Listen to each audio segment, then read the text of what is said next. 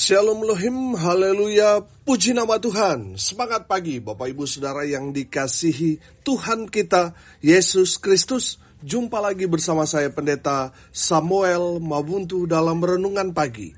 Ke-2161 hari Renungan Pagi ini mengudara. Puji Tuhan. Bapak Ibu Saudara yang dikasihi Tuhan, sebelum kita membaca, mendengarkan, dan merenungkan firman Tuhan hari ini, mari kita berdoa minta pimpinan Roh Kudus. Kita berdoa. Bapa di surga, berbicaralah kepada kami semua. Pakai firman Tuhan ini untuk menegur kami, menasihati kami, meneguhkan iman percaya kami, dan memberkati kami semua. Di dalam nama Tuhan Yesus yang adalah firman Allah yang hidup, kami berdoa. Amin. Haleluya. Bapak Ibu Saudara yang dikasihi Tuhan, bersama dengan saya kita akan belajar Alkitab dari kitab Kejadian sampai kitab Wahyu. Mari buka Alkitab kita kembali dalam kitab Amsal pasal 28 ayat 18 sampai ayat 22. Amsal 28 ayat 18 sampai ayat 22, demikian firman Tuhan. Siapa berlaku tidak bercela akan diselamatkan, tetapi siapa berliku-liku jalannya akan jatuh ke dalam lubang. Siapa mengerjakan tanahnya akan kenyang dengan makanan, tetapi siapa mengejar barang yang sia-sia akan kenyang dengan kemiskinan. Orang yang dapat dipercaya mendapat banyak berkat, tetapi orang yang ingin cepat menjadi kaya tidak akan luput dari hukuman.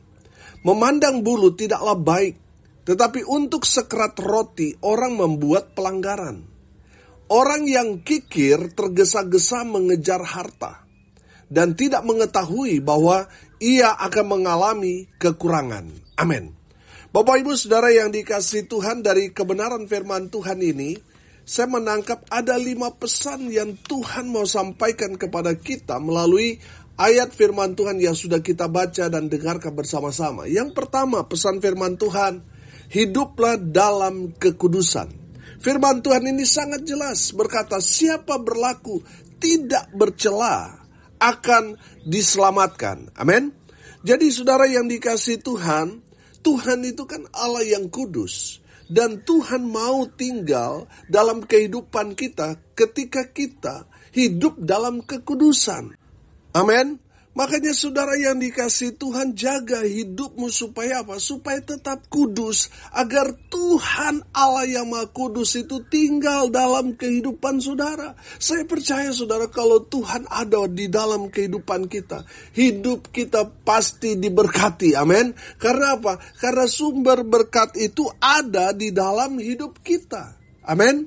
Bapak Ibu Saudara yang dikasihi Tuhan, tadi saya katakan Tuhan itu kan Allah yang Maha Kudus. Dia hanya berkenan tinggal kepada kita yang menjaga hidup kita supaya tetap kudus di hadapan Tuhan. Haleluya. Firman Tuhan dalam Injil Matius pasal 5 ayat 8 berkata begini.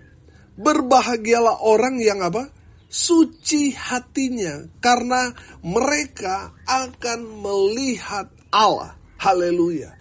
Makanya firman Tuhan dalam Amsal tadi berkata, siapa berlaku tidak bercela akan diselamatkan. Jadi saudara yang dikasihi Tuhan, mari kita mau jaga hidup kita supaya apa? Tetap kudus di hadapan Tuhan. Supaya Tuhan beracara dalam hidup saudara dan saya, melakukan banyak perkara, hal-hal yang hebat, heran, ajaib, mujizat Tuhan kerjakan dalam hidup kita, karena kita menjaga hidup kita tetap berkenan, tetap kudus di hadapan Tuhan. Haleluya. Bapak Ibu Saudara yang dikasihi Tuhan, hiduplah dalam kekudusan, maka saudara dan saya diselamatkan Tuhan. Haleluya. Yang kedua saudara, rajinlah bekerja. Firman Tuhan ini berkata di ayat 19, siapa mengerjakan tanahnya akan kenyang dengan makanan. Haleluya. Firman Tuhan ini mau memberikan nasihat kepada kita untuk rajin bekerja. Hidup kita harus jadi berkat. Jangan hanya meminta-minta. Mari saudara yang dikasihi Tuhan. Firman Tuhan berkata lebih baik tangan di atas daripada tangan di bawah. Artinya saudara kita harus bekerja ekstra. Kita harus rajin. Lebih daripada orang-orang yang tidak mengenal Tuhan. Saya selalu katakan kepada jemaat bahwa tuntutan Tuhan kepada kita orang percaya itu lebih daripada orang-orang yang tidak mengenal Tuhan. Makanya kalau orang lain bekerja mungkin dia dalam hitungan 1 sampai 10, skalanya mungkin 5. Anak-anak Tuhan harus 8, 9, kalau perlu 10 saudara. Artinya apa? Kerja kita harus ekstra. Amin. Kerja kita harus lebih daripada orang-orang di luar sana. Saudara, firman Tuhan ini mau menyampaikan kepada kita, kalau saudara rajin bekerja, saudara akan kenyang. Amin. Artinya kenyang ini hidup dalam kelimpahan. Banyak orang kan bekerja untuk cari makan. Banyak orang yang tidak mendapatkan standar itu, saudara. Sehingga mereka melakukan hal-hal yang jahat untuk memenuhi kebutuhan perut mereka. Firman Tuhan ini jelas. Siapa mengerjakan tanahnya akan kenyang dengan makanan. Artinya hidupmu akan berlimpah kalau saudara rajin bekerja. Amin. Saudara tidak akan berkekurangan kalau saudara rajin bekerja. Haleluya. Saudara perhatikan, saudara-saudara kita dari Tionghoa yang menguasai pasaran perekonomian di Indonesia ini, saudara. Mereka itu banyak yang tidak mengenal Tuhan, tapi mereka itu rajin bekerja. Makanya tidak heran mereka banyak yang sukses, betul? Saudara, terlebih lagi saudara dan saya, orang-orang yang mengenal Tuhan. Saudara dan saya yang percaya kepada Yesus Kristus Tuhan. Saudara dan saya, anak-anak Tuhan. Amin. Tetapi banyak hal yang kita jumpai bahwa kita yang menyadari kita ini anak Tuhan hanya menunggu berkat. Harusnya kita itu cari berkat, saudara. Amin. Kita harus bekerja dengan giat. Oh, haleluya. Firman Tuhan katakan, ora et labora, berdoa dan bekerja. Amin. Artinya berdoa itu kan kita memprioritaskan Tuhan yang paling utama. Kita harus mendasari semua yang kita bangun dengan mencari Tuhan terlebih dahulu. Amin. Baru bekerja. Amin. Saudara, kalau kita kolaborasikan firman Tuhan ora et labora, saya percaya saudara akan diberkati Tuhan dengan luar biasa. Amin. Bapak Ibu Saudara yang dikasihi Tuhan, dari kebenaran firman Tuhan ini kita belajar. Kalau kita rajin bekerja, kita akan kenyang. Kita akan berlimpah dengan berkat Tuhan. Amin. Makanya anak-anak Tuhan gak boleh malas, saudara. Amin.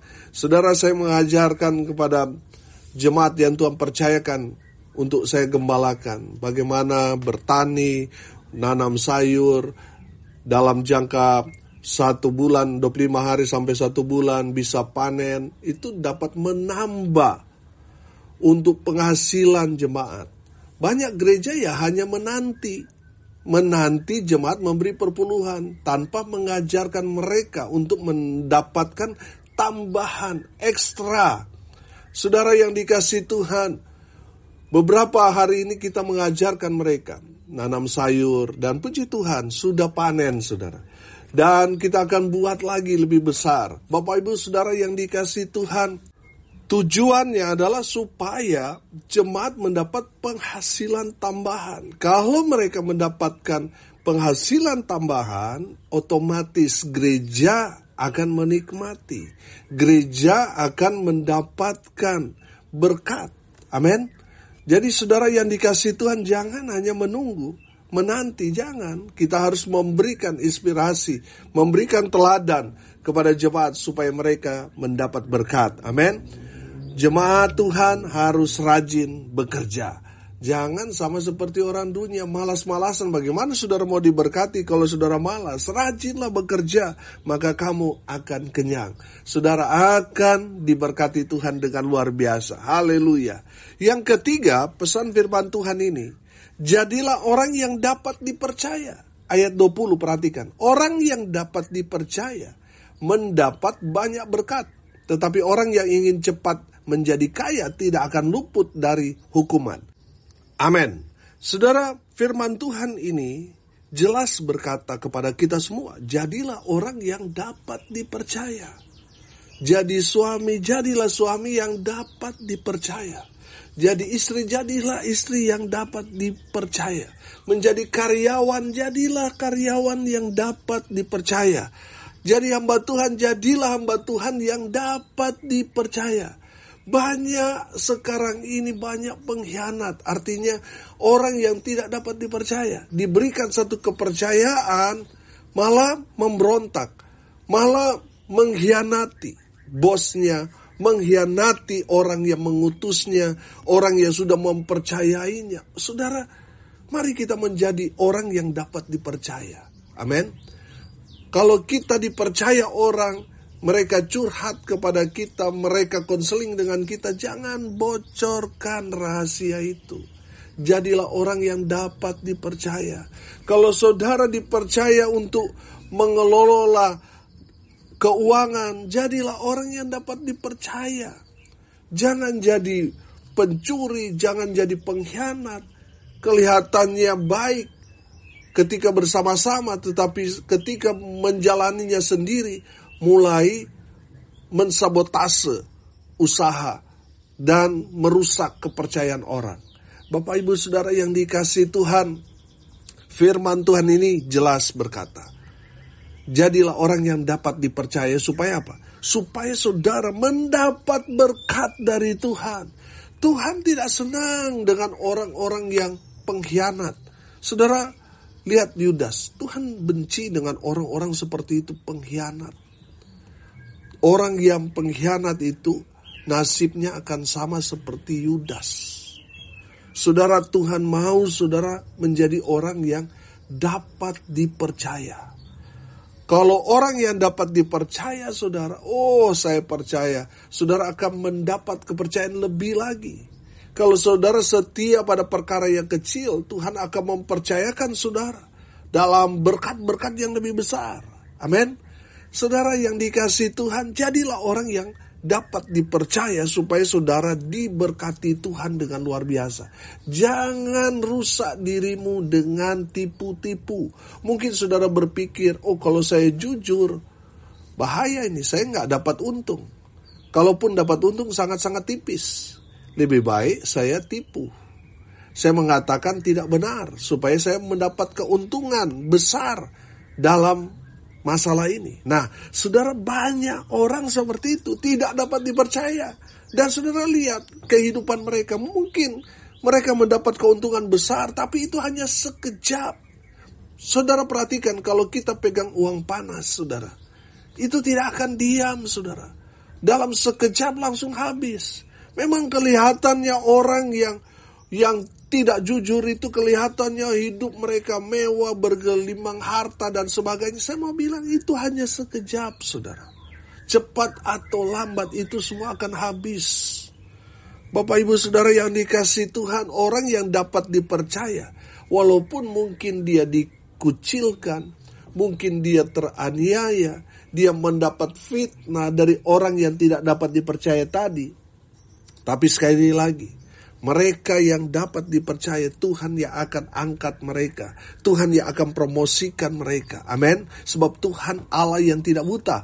Tuhan tahu orang-orang yang benar. Dan Tuhan membela orang benar. Tuhan tidak pernah membela orang yang tidak benar. Tuhan membela orang-orang yang benar, yang dapat dipercaya. Haleluya. Jadilah orang yang dapat dipercaya, supaya saudara mendapat berkat dari Tuhan. Haleluya. Pesan firman Tuhan yang keempat, perhatikan ayat 21. Memandang bulu tidaklah baik, tetapi untuk sekerat roti orang membuat pelanggaran. Yang keempat, jangan menganggap remeh orang. Kalau bahasa Manado bilang, jangan pandang enteng orang, saudara.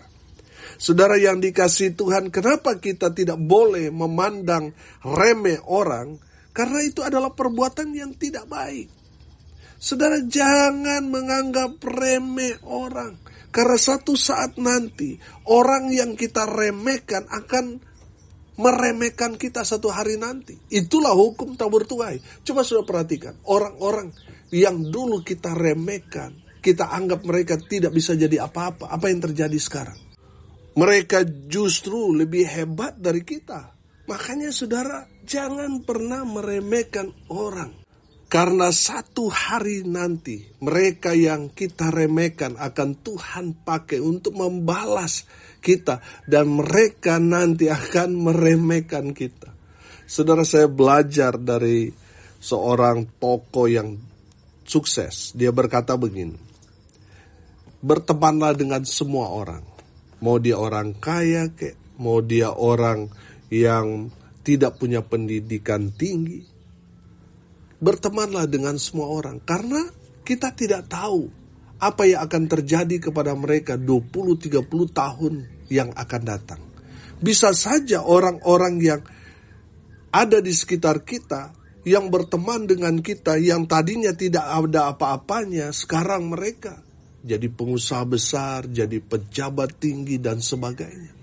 Saudara yang dikasihi Tuhan, dari quote orang yang sukses itu, saya belajar, jangan meremehkan orang lain. Jangan. Sesuai dengan firman Tuhan ini. Karena kita tidak tahu apa yang akan terjadi kepada mereka 20, 30, 40 tahun yang akan datang. Orang yang tadi kita lihat biasa-biasa di sekitar kita, 20, 30 tahun yang akan datang, mereka akan jadi orang luar biasa. Amin. Jadi saudara yang dikasihi Tuhan, kalau kita meremehkan mereka 20-30 tahun, mereka jadi orang sukses, kita tidak akan dianggap saudara. Mereka akan membalas apa yang kita lakukan 20-30 tahun yang lalu. Jadi saudara, kalau saudara mau diberkati Tuhan, jangan pernah meremehkan orang. Yang kelima, terakhir. Jangan pelit. Ayat 22, perhatikan saudara.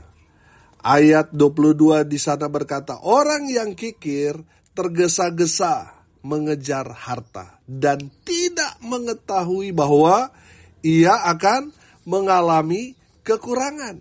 Saudara yang dikasihi Tuhan, orang yang pelit itu kan mereka berpikir mereka itu mau memperkecil semaksimal mungkin pengeluaran. Betul? Sehingga mereka berpikir mau keluar duit sedikit pun, saudara, mereka pikir keras.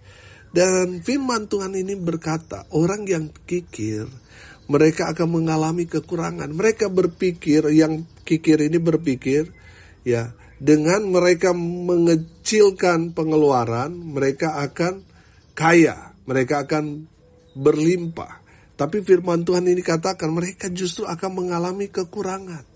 Coba saudara lihat, orang-orang yang kikir, orang-orang yang pelit, saudara lihat, sering sakit, ada saja kecelakaan, musibah, dan lain sebagainya. Saudara, firman Tuhan ini betul-betul terjadi dalam kehidupan orang-orang kikir itu. Mereka mengalami kekurangan. Pengeluaran mereka habis dengan biaya ke dokter untuk memperbaiki ini dan itu. Pengeluaran-pengeluaran tidak terduga. Bapak Ibu Saudara yang dikasihi Tuhan, firman Tuhan itu mengajarkan kepada kita dalam 1 Samuel pasal 25, nanti saudara baca tentang Nabal. Nabal itu kan pelitnya luar biasa. Daud ada di dalam pelarian bersama dengan murid-muridnya. Mereka itu tidak sembarangan dalam berperang. Mereka sangat-sangat menjaga etika. Jadi ketika mereka di ladang ketemu dengan orang-orangnya Nabal yang sedang mengembalakan kambing domba, mereka tidak serta-merta mengambil merampas, tidak. Ada etikanya. Itu luar biasanya Daud. Sehingga ketika Daud mendengar bahwa Nabal ini sedang menggunting domba, artinya dia sedang panen ini. Daud mengutus orangnya, ada 10 orang untuk menghadap Nabal dan berkata, kami utusan Daud, Gembala-gembala kambing dombamu kami jaga di ladang. Tanya kepada mereka, kami tidak apa-apakan mereka. Mereka aman ketika mereka bersama-sama dengan kami. Karena itulah kami datang meminta makanan, jajan, kue atau makanan buat Daud dan pasukannya. Tapi Nabal mengeraskan hati. Dia tidak mau memberi, dia berkata, siapa Daud? Saya tidak mengenal dia. Padahal dia sangat-sangat kaya. Tapi dia tidak mau memberikan sedikit makanan kepada Daud. Mendengar itu, Daud sangat marah. Tapi saudara, ketika Daud mau menyerang Nabal, datang istri Nabal yang namanya Abigail, yang kemudian menjadi istri dari Raja Daud. Dia datang merendahkan diri, berlutut, bersujud, dan memberikan sedikit makanan buat Daud dan pasukannya. Saudara yang dikasihi Tuhan, perbuatan dari Abigail itu meredam amarah Raja Daud kepada Nabal. Saudara, ketika Nabal berpesta dengan teman-temannya, apa yang terjadi dengan Nabal? Tuhan menghantam Nabal. Sehingga 10 hari Nabal itu membatu, saudara. Jadi seperti batu, hidup dia, tetapi menderita, jadi kaku semua badan itu. 10 hari dia menderita, lalu dia dihantam oleh Tuhan, mati. Begitu juga dengan nasib orang-orang yang kikir, orang-orang yang pelit. Mereka akan bernasib sama seperti Nabal. Hidup mereka akan menderita. Mereka hidup tapi menderita. Firman Tuhan dalam 1 Korintus pasal 6 di sana mengajarkan kepada kita, saudara, orang-orang yang pelit tidak mendapat bagian dalam kerajaan sorga. Bapak Ibu Saudara yang dikasihi Tuhan, kita belajar orang pelit atau orang kikir itu tidak mendapat bagian dalam kerajaan sorga. Jadi saudara yang pelit, saudara bertobat. Amin. Karena saudara akan mengalami banyak kekurangan. Mungkin saudara kelihatannya berlimpah, tapi banyak juga pengeluarannya. Banyak kekurangan. Dan yang paling fatal, saudara tidak mendapat bagian dalam kerajaan sorga. Artinya apa? Artinya saudara mati yang pelit ini tidak mendapat bagian dalam kerajaan sorga. Banyak nih orang-orang pelit nih. Termasuk mereka yang tidak memberikan apa yang menjadi bagian Tuhan, itu orang pelit itu. Orang pelit kan tidak mau mengeluarkan. Apalagi sekarang ini lagi heboh nih tentang perpuluhan. Perpuluhan itu kan bagian Tuhan, milik Tuhan. Tuhan hanya minta 10%. Tuhan bisa saja minta 90% bisa. Tapi yang Tuhan minta itu 10%. Itu bagian Tuhan. Selebihnya itu bagian saudara. Dan janji Tuhan, Tuhan akan berkati kita kok. Orang yang pelit, saudara lihat, ada saja kekurangan dalam kehidupan mereka. Baik itu kesehatan mereka kurang sehat, baik dalam perekonomian mereka kurang sehat, kurang bahagia dalam rumah tangga, kurang bijaksana, banyak kurangnya. Tapi orang yang bergelimang berkat, mereka berbuat kasih. Makanya arti kasih itu kan memberi. Saudara yang dikasihi Tuhan, hari ini kita belajar dari firman Tuhan ini. Yang pertama, hiduplah dalam kekudusan. Yang kedua, rajinlah bekerja. Yang ketiga, jadilah orang yang dapat dipercaya. Yang keempat, jangan pandang enteng orang. Yang kelima, jangan kikir, jangan pelit. Mari kita berdoa. Terima kasih Bapa di surga sudah berbicara kepada kami semua. Berkati semua pendengar dimanapun mereka berada. Tuhan memberkati hidup mereka, rumah tangga mereka diberkati, usaha pekerjaan pelayanan mereka diberkati Tuhan. Hamba berdoa di dalam nama Tuhan Yesus. Biarlah berkat-berkat Tuhan terus mengalir, memenuhi dalam kehidupan semua pendengar. Bapak Ibu Saudara yang dikasihi Tuhan, arahkanlah hatimu kepada Tuhan dan terimalah berkat dari Tuhan Yesus. Tuhan memberkati engkau dan melindungi engkau. Tuhan menyinari engkau dengan wajahnya dan memberi engkau kasih karunia. Tuhan menghadapkan wajahnya kepadamu dan memberi engkau damai sejahtera. Di dalam nama Tuhan Yesus, sumber segala berkat. Bapak Ibu Saudara yang percaya, diberkati Tuhan, katakan amin. Puji Tuhan. Bapak Ibu Saudara yang dikasihi Tuhan, kalau saudara merasa diberkati melalui renungan pagi ini, bagikan juga kepada saudara-saudara yang lain supaya mereka juga diberkati. Karena untuk itulah kita dipanggil, untuk jadi berkat. Salam kasih dari Bali. Saya Pendeta Samuel Mawuntu. Sampai jumpa besok pagi. Tuhan Yesus memberkati kita semua. Haleluya.